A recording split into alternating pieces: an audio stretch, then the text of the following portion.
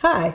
Today we're happy to welcome Valerie Lawrence to Kite Hearts Alliance today. I'm so happy that you were able to make it today. Thank you so much. I'm looking forward to this conversation. Oh, good. I was raised in Pittsburgh, and all my experiences were in Pittsburgh as far as my rearing. And there was a long time until way into my 20s and 30s, there was no Valerie Lawrence. And then one day you appeared, and I started to see you everywhere on the art scene. So you're not from Pittsburgh. No, I'm not from Pittsburgh, and I did just kind of pop up in Pittsburgh. I'm from the Mississippi Gulf Coast. That's home, where the sun lives and where there's beach and sand all the time. However, we being my family, we moved to Pittsburgh about 30 years ago, actually. I didn't know it had been that long, but when I counted up, it's 30 years. And so we came to Pittsburgh, and when I came to Pittsburgh, I came with an interest in the arts. I think I came from Virginia to here, and I did theater there and did poetry there.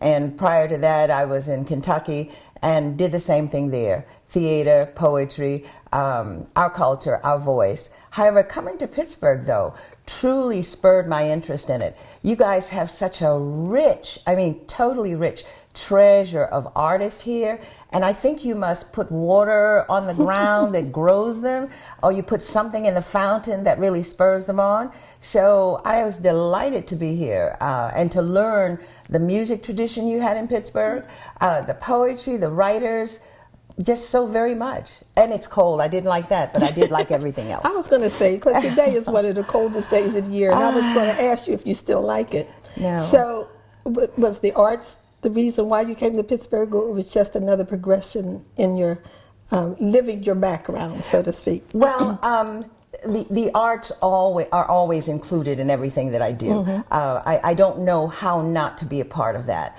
We moved here purposefully, though, to take another position for a career. My husband took a position here, and I came and took a position here with a bank, totally unrelated to the arts. The arts were something that I did on the side. It was like the fountain that always kept me going, so I could drink from it whenever I left. Actually, I can't say whenever, because it intersected with everything that I did. Well, that's the life of everybody in the arts, whether they're on the performing side like you, or on the presenting side like me. It turns out to be often something that you do on the side.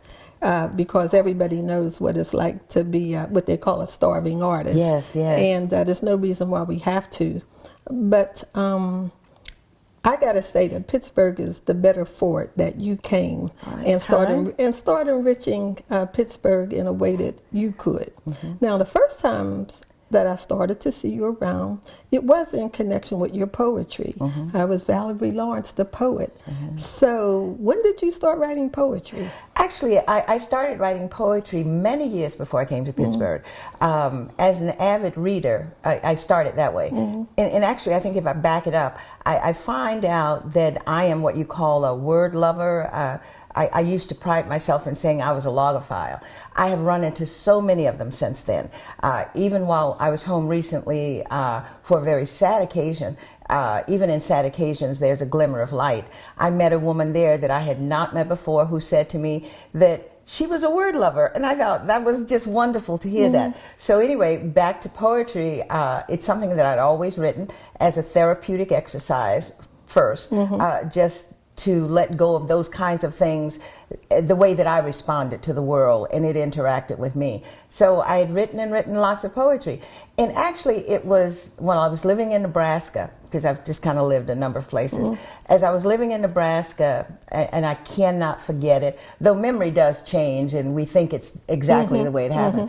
I read Don L. Lee, of course, Haki Mabuti, and I think it was called Don't Scream Holler, or Don't Holler Scream, one of them.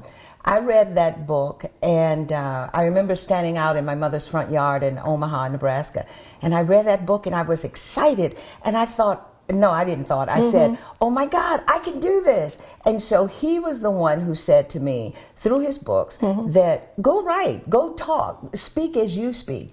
I was familiar with our poets and knew them fairly well. However, I before that, I tried to write poetry in the way of Dickinson, who certainly was a literature, more of a storyteller than than poet, but I looked at English poets, I looked at Langston Hughes, and I looked at some of our other poets, Gwendolyn Brooks, of course, but I couldn't shape my voice to fit what they said. Mm-hmm. And then came Don Ali, Hakeem Mabuti, and who said, just write your voice.